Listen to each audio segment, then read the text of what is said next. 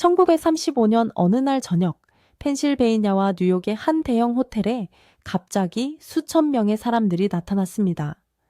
그들 중에는 기업 임원, 은행가, 변호사, 영업사원, 치과의사, 회계사, 건축가가 있었고, 심지어 인도와 쿠바에서 온 사람들도 있었습니다. 이 수천 명의 사람들은 무엇을 위해 모였을까요? 1935년은 미국 대공황 시기로 수많은 사람들이 실직하고 끼니를 걱정해야 했습니다. 하지만 이 수천 명의 사람들은 굶주림 속에서도 돈을 내고 카네기라는 사람의 강의를 듣기 위해 표를 샀습니다. 그들은 대체 무엇에 대한 강의를 듣기 위해 온 것일까요? 귀국자 아카데미가 여러분께 인사드립니다. 매일 가치 있는 책 한 권을 듣는 것은 여러분의 삶을 지혜롭게 하고 사고를 새로운 차원으로 이끌어 줄 것입니다. 오늘 우리는 데일 카네기의 책 인간관계론을 분석해 보겠습니다. 이 책은 카네기의 핵심 사상을 담고 있어 미국에 가지 않고도 그의 교육 과정을 배울 수 있게 해줍니다. 당시 카네기의 강좌는 항상 만석이었습니다. 그는 왜 그렇게 유명해졌을까요?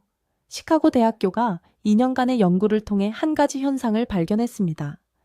대부분의 사람들은 사회에서 수년간의 경험을 쌓은 후에야 학교에서 배운 지식만으로는 세속적인 의미의 성공을 달성하기에 부족하다는 것을 깨닫는다는 것이었습니다. 그래서 성인교육 운동이 미국 전역으로 퍼져나갔고 오늘날까지 계속되고 있습니다. 미국 사회의 성공 추구와 성인 교육에 대한 강조는 데일 카네기의 공로라고 할 수 있습니다. 바로 그로부터 이 운동이 시작되었기 때문입니다. 록펠레어, 힐튼, 크라이슬러 같은 미국의 유명한 정치 및 상업계 인사들과 린든 존슨, 존 F 케네디 같은 여러 미국 대통령들도 카네기의 제자였습니다. 유명한 억만장자 워런 버핏은 1952년에 카네기 과정 수료증을 받았고 그 증서는 자신의 인생에서 가장 중요한 학위라고 단언했습니다. 그는 항상 이 수료증을 사무실에서 가장 잘 보이는 곳에 걸어두었습니다. 이어서 우리는 카네기의 책 인간관계론의 핵심 내용을 깊이 파고들어 보겠습니다. 인간은 자기 자신을 성찰하기 매우 어렵습니다. 카네기는 동양의 전통 문화를 깊이 이해하고 있었고 그의 강의와 책에서 종종 세상의 모든 기교는 지식이며 사람의 마음을 이해하는 것이 바로 문학이다 와 같은 말을 인용했습니다. 모든 직업에는 그 나름의 운영 규칙이 있고 인간관계에도 따라야 할 규칙이 있습니다. 카네기는 인간의 약점은 유전자 자체에 내재되어 있다고 말했습니다. 우리는 그것에 저항하기보다는 그것을 인식하고 받아들이며 활용해야 합니다. 1931년 5월 7일 뉴욕에서는 미국을 뒤흔든 대규모 체포작전이 벌어졌습니다. 언론으로부터 쌍권총 크롤리 라다 불리던 범죄자가 경찰과의 격렬한 총격전 끝에 마침내 체포되었습니다. 크롤리가 체포된 후 멀루니 경찰서장은 크롤리가 뉴욕 역사상 가장 위험한 범죄자 중 한 명이라고 선언했습니다. 그렇다면 크롤리는 자신을 어떻게 평가했을까요? 친구에게 보낸 편지에서 그는 이렇게 썼습니다. 제 겉모습 아래에는 지치고 피곤하지만 누구에게도 해를 끼치지 않는 선한 마음이 있습니다. 크롤리는 사형 선고를 받았고 형장으로 이송될 때까지도 자신을 변호했습니다. 이건 자기 방어의 결과일 뿐입니다. 카네기는 이 사건에 대해 크롤리와 같은 범죄자들을 수감했던 교도소장 루이스 로스와 논의한 적이 있습니다. 교도소장은 이렇게 말했습니다. 감옥에 있는 범죄자 중 자신이 나쁜 사람이라고 인정하는 사람은 거의 없습니다.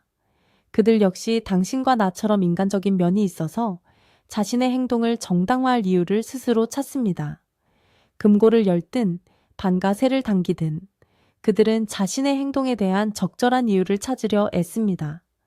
그 이유가 합리적이든 아니든 그들은 자신이 옳았고 감옥에 있을 이유가 없다고 믿습니다. 생각해 보십시오. 법을 어긴 범죄자들조차 자신이 잘못한 것이 없다고 믿는다면 우리 주변의 사람들은 어떻겠습니까? 99%의 경우 사람들은 아무리 심각한 잘못을 저질렀더라도 자신을 탓하지 않습니다. 바로 이 때문에 인간은 자기 성찰이 매우 어렵습니다. 우리는 다른 사람을 쉽게 비판해서는 안 됩니다. 사회적 교류에서 비판은 쓸모없을 뿐만 아니라 반발심만 불러일으키고 상대방이 서둘러 자신을 변호하게 만듭니다. 비판은 또한 자존심에 상처를 입히고 심지어 증오를 유발할 수 있기 때문에 매우 위험합니다. 다른 사람을 설득하는 비결은 그들이 원하는 것을 찾아내는 것입니다. 제 친구 중 한 명은 곧 유치원에 갈 어린 자녀가 있습니다. 보통 아이들은 학교에 가기 시작할 때 울며 가기 싫어하지만 제 친구의 아이는 달랐습니다. 유치원에 간다는 말을 들었을 때 아이는 매우 기뻐했고 매일 부모보다 더 들떠 있었습니다. 그 이유는 아이가 1살이 조금 넘었을 때부터 아이가 무언가를 해낼 때마다 친구가 항상 칭찬했기 때문입니다. 우리 아가 정말 잘한다. 이렇게 잘하니 분명 유치원에 가게 될 거야. 그래서 아이의 마음속에 유치원에 가는 것은 항상 멋진 일로 여겨졌고 그날을 손꼽아 기다렸습니다. 마침내 학교에 가게 되자 아이는 누구보다도 신이 났습니다. 아이들이 자라면서 자신만의 생각을 갖기 시작합니다. 많은 부모들이 자녀를 가르치기 위해 야단을 치는 등 온갖 방법을 시도하지만 그것이 정말 효과가 있을까요? 자녀가 항상 부모와 똑같이 생각하고 동의하기를 바라는 것은 비현실적입니다. 강요하기보다는 아이가 무엇을 원하는지 그리고 부모의 기대를 충족시키면서 아이의 바람을 어떻게 만족시킬 수 있을지 생각하는 것이 더 좋습니다.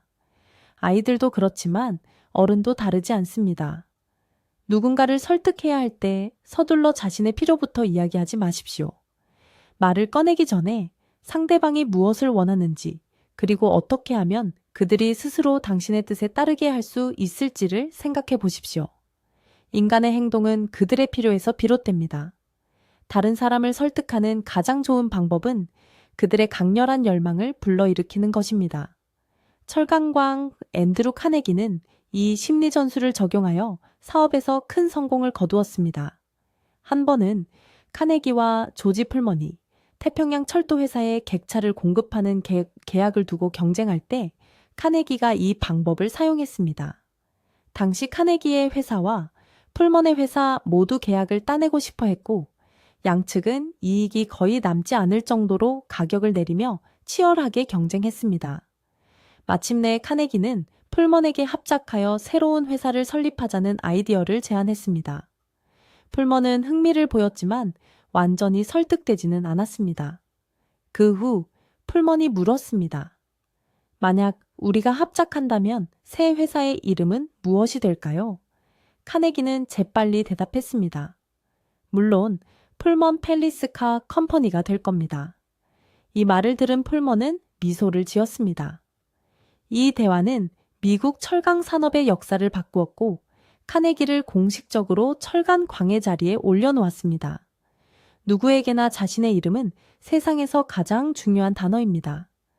다른 사람과 소통할 때 그들이 좋아하는 것에 대해 이야기하는 것이 종종 효과적입니다. 우리의 대화 상대는 우리 자신이나 우리의 문제에 별로 관심이 없습니다. 그들은 자기 자신, 자신의 소망, 그리고 걱정거리에 훨씬 더 많은 관심을 가집니다. 그들의 치통은 멀리서 일어나는 전쟁보다 더 중요합니다. 그들이 바쁘게 처리하는 사소한 일은 먼 나라에서 일어난 진도 10의 지진보다 더 그들을 걱정하게 만듭니다. 소통에 능숙한 사람들은 칭찬은 많이 하고 비판은 적게 하는 법을 압니다. 이 세상에 완전히 이성적인 사람은 거의 없습니다. 대부분의 사람들은 편견, 의심, 두려움, 질투, 그리고 교만을 가지고 있습니다. 아무도 자신의 관점을 바꾸고 싶어 하지 않으므로 다른 사람의 잘못을 쉽게 지적하지 마십시오. 사람에게 가장 중요한 것은 옳고 그름이 아니라 자신의 자존심이 위협받는지 여부입니다. 도전을 받으면 사람들은 오랫동안 형성된 자신의 신념을 지키기 위해 온갖 방법을 찾으려는 경향이 있습니다. 무언가를 증명하고 싶다면 부드럽게 하십시오. 상대방의 체면을 깎지 마십시오. 예를 들어 누군가 틀린 말을 했을 때 당신이 그들이 틀렸다고 확신하더라도 이렇게 말해보십시오. 당신이 하신 말씀은 제가 이전에 생각했던 것과는 다르네요. 아마 제가 틀렸을 수도 있겠습니다. 함께 진실이 무엇인지 알아봅시다. 모든 사람의 마음속에는 자신이 중요하다고 느끼고 싶은 기본적인 욕구가 있습니다. 누구나 자신이 어떤 면에서는 다른 사람보다 낫다고 생각합니다. 사람의 마음속으로 들어가는 방법은 그들이 정말로 중요하며 어떤 면에서는 정말로 뛰어나다는 것을 알게 해주는 것입니다. 그렇다면 어떻게 해야 할까요? 그들을 칭찬하십시오. 이솝 우화에는 북풍과 해가 누가 더 강한지 논쟁하는 이야기가 있습니다.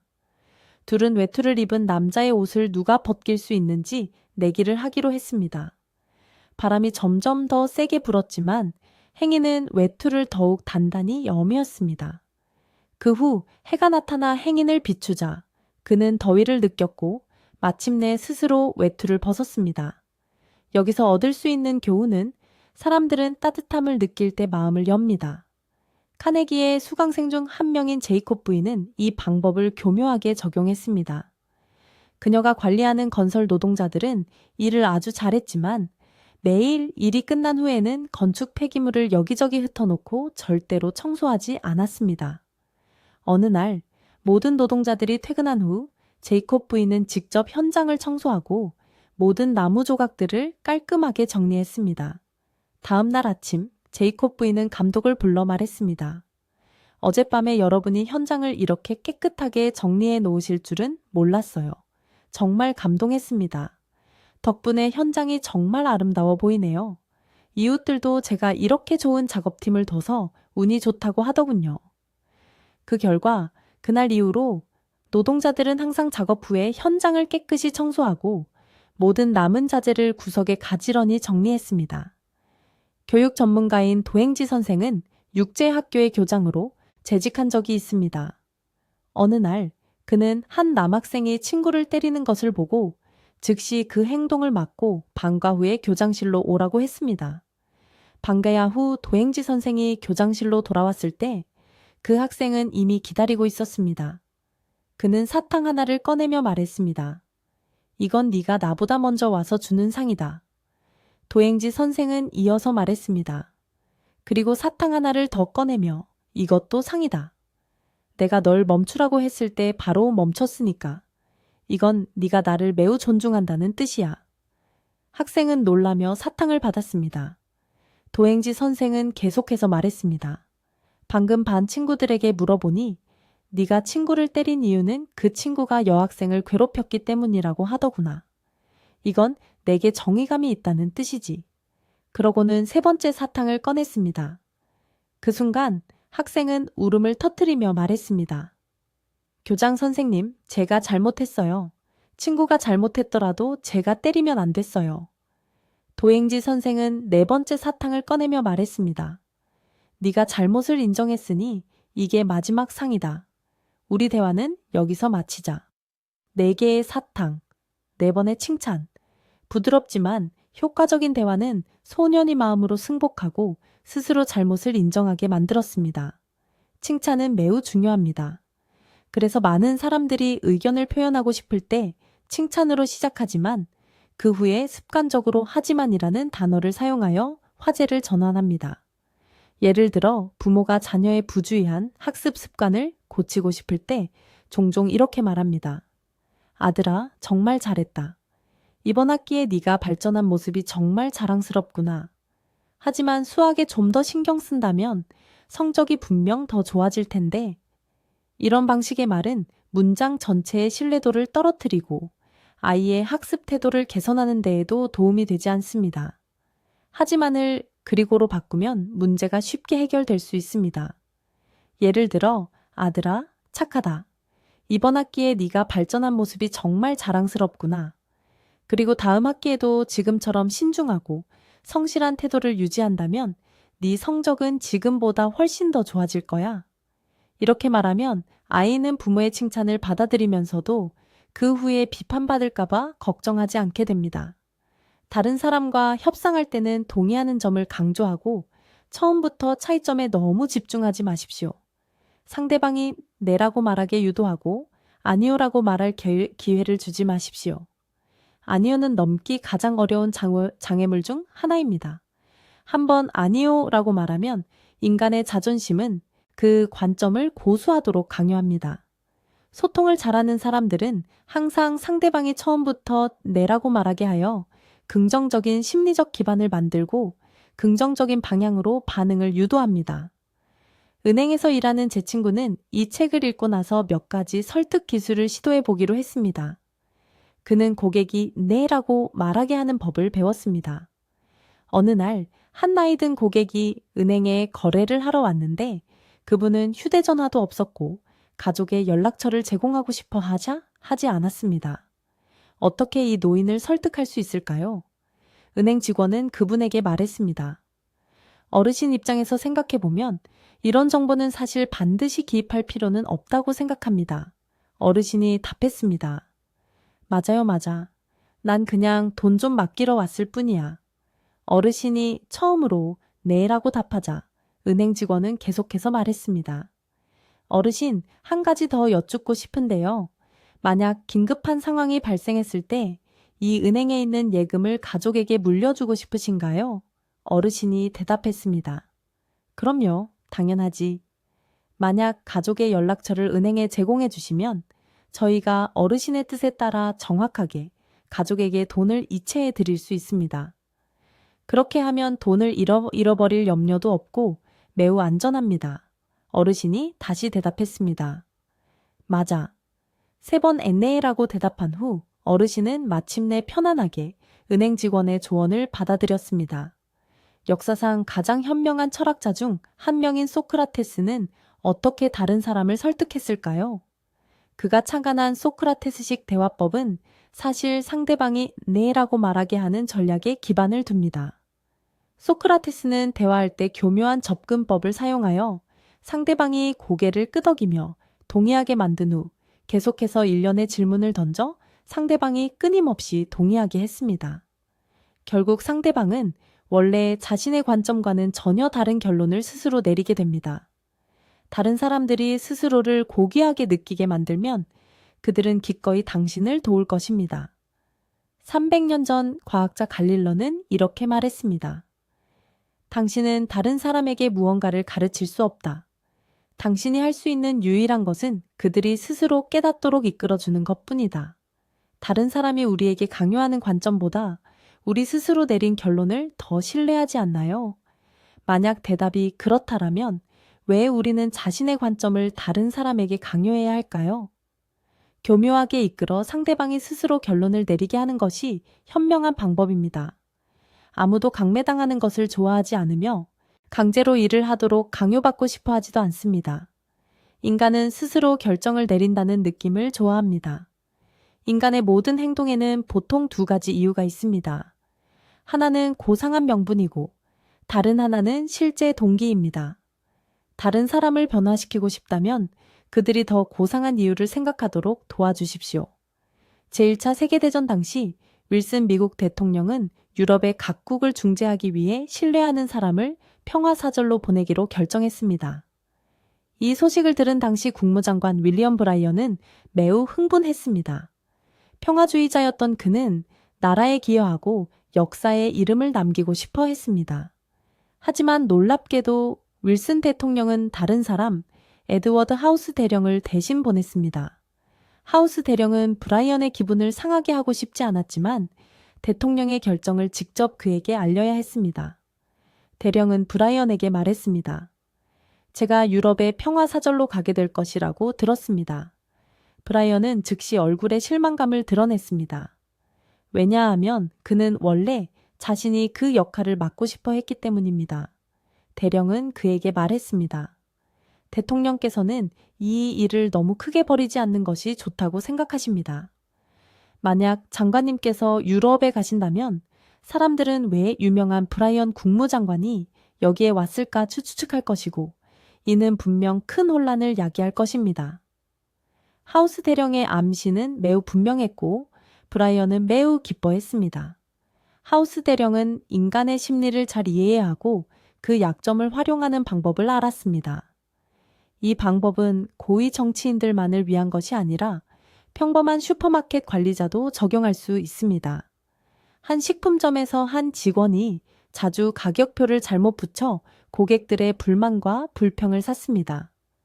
관리자는 여러 번 그 직원에게 주의를 주었지만 효과가 없었습니다. 마침내 관리자는 다른 방법을 생각해냈습니다. 그는 그 직원을 사무실로 불러 가격표 관리부서장으로 임명하고 가격과 제품이 일치하는지 확인하는 책임을 맡겼습니다. 새로운 책임과 직함은 그 직원의 태도를 완전히 바꾸어 놓았습니다. 그 후로 그는 신중하고 책임감 있게 일했습니다. 순진하게 들리나요? 하지만 실제로는 인간은 종종 매우 순진하게 행동합니다. 권력이 높은 사람들조차도 이러한 약점을 이용하여 다른 사람들을 관리하는 데 능숙합니다. 우리도 배우고 적용해 볼 수 있습니다. 데일 카네기는 평생 동안 성공의 원칙들을 실천했습니다. 여러 시대를 거치면서 인간 본성에 대한 연구는 결코 멈추지 않은 거대한 주제였습니다. 인간과 관련된 이론은 풍부하고 다양합니다. 바쁜 삶 속에서 우리는 종종 자신의 처지와 운명의 흐름을 명확하게 인식하지 못합니다. 시간의 척도를 축소해야만 운명의 윤곽이 비로소 눈앞에 서서히 드러납니다. 데일 카네기는 이런 능력을 가졌습니다. 때로는 이성적이고 객관적으로 다른 사람의 행동, 이면에 있는 동기를 깊이 분석했고, 때로는 감정이 풍부하여 평생의 경험과 이야기를 잊지 못했습니다. 그가 사람을 관찰하는 방식은 친밀하면서도 거리를 두었고, 겸손하지도 거만하지도 않았습니다. 그의 책에 담긴 모든 단어와 문장은 그가 사회적 관계에서 생각하고 배운 것들입니다. 이러한 경험들은 그의 삶에서 나온 개인적인 사례가 아니라 수천 명의 미국인들의 공통된 공감대에서 비롯된 것입니다.